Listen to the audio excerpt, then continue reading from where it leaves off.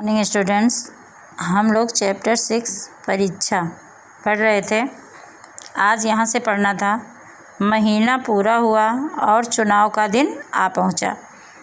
तो महीना पूरा हुआ क्योंकि सुजान सिंह ने यही शर्त रखी थी कि जो उम्मीदवार दीवान पद के इच्छुक हैं वो लोग यहाँ आएंगे और 1 महीने तक रुकेंगे। 1 महीने तक उनके गुणों की परख की जाएगी, उसके बाद उम्मीदवार घोषित किया जाएगा।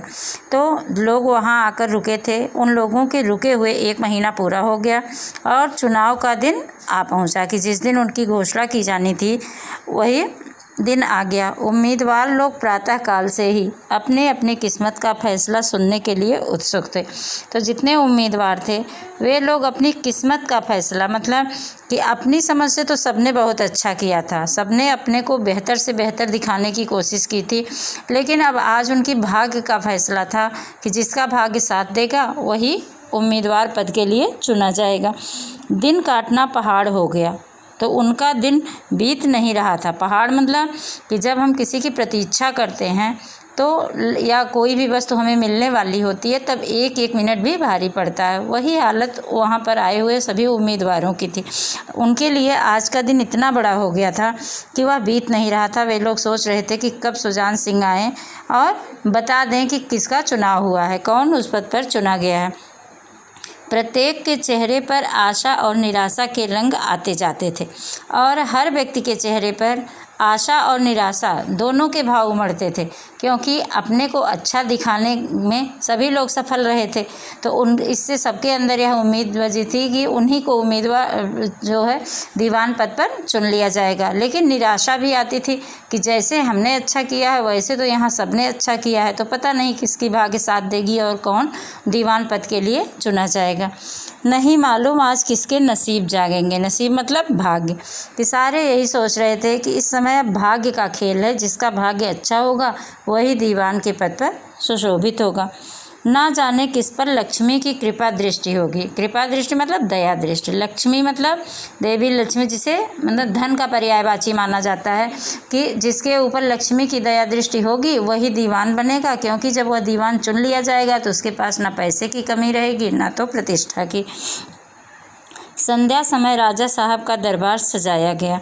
शहर के रईस और धनाढ्य, राज्य कर्मचारी और दरबारी तथा दीवानी के उम्मीदवारों का समूह सज रंग बिरंगी सज-धज बनाए दरबार में आ विराजे। और शहर के रईस और धनाढ्य कि शहर में रहने वाले जितने संपन्न और प्रतिष्ठित लोग थे उनको भी बुलाया गया था कि उनके सामने दीवान पद के उम्मीदवार जो हैं जिनका चयन किया जाएगा उनका नाम सबके सामने लिया जाएगा, ताकि सबको पता चले कि देवगढ़ का अब नया दीवान कौन है।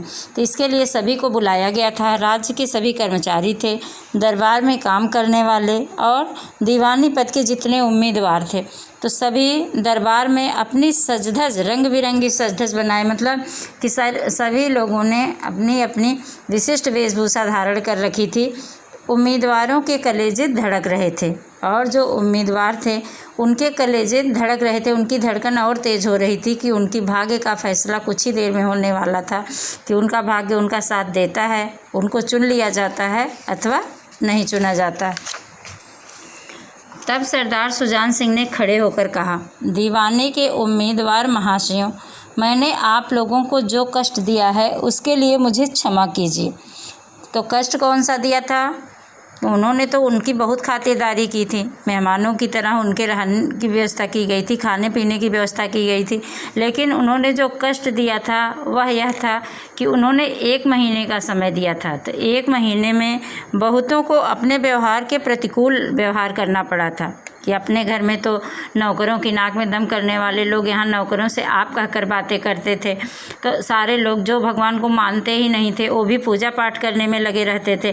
तो उन लोगों को जो व्यवहार अपना आचरण बदलने में जो कठिनाई हुई थी उसके लिए उन्होंने उनसे क्षमा मांगी। तो इस पद के लिए ऐसे पुरुष की आवश्यकता थी जिसके हृदय में दया हो और साथ साथ आत्मबल। हृदय वह जो उदार हो, आत्मबल वह जो विपत्ति का वीरता के साथ सामना करे। और इस रियासत के सौभाग्य से हमको ऐसा पुरुष मिल गया कि हम यह चाहते थे कि जो व्यक्ति दीवान पद के लिए चुना जाए वह वीर भी हो और उसके अंदर सहानुभूति भी हो, दया भी हो, कि ऐसा नहीं, आत्मबल तो बहुत है लेकिन दया की भावना नहीं है। तो जब किसी की मदद ही नहीं कर सकते, किसी की सहायता नहीं कर सकते, तो वह साहस किस काम का। और अगर दया का भाव तो है लेकिन उतना साहस ही नहीं है कि किसी को देखे कठिनाई में तो खुद ही डर गए, तो भी किसी की सहायता नहीं कर सकते। तो जिनके अंदर इन दोनों गुणों का मेल हो वही दीवान पद के लिए योग्य था।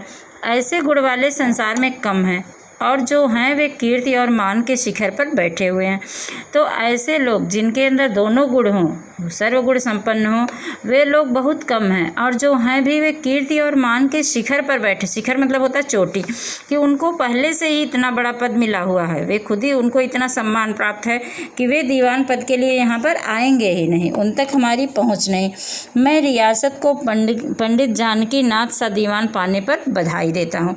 तो मैं इस देवगढ़ रियासत को पंडित जानकी नाथ जैसा दीवान पाने पर बधाई देता हूँ, अर्थात कि इस रियासत का दीवान अब से पंडित जानकी नाथ रहेंगे। मैंने सबके गुणों की परीक्षा की है और उसमें जो हमें सर्वश्रेष्ठ लगा है वह पंडित जानकी नाथ है।